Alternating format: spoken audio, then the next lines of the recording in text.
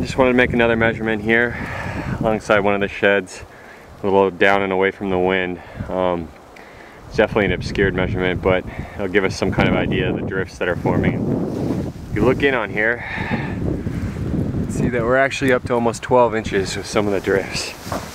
As I move by the cars over here, probably will actually get more than that.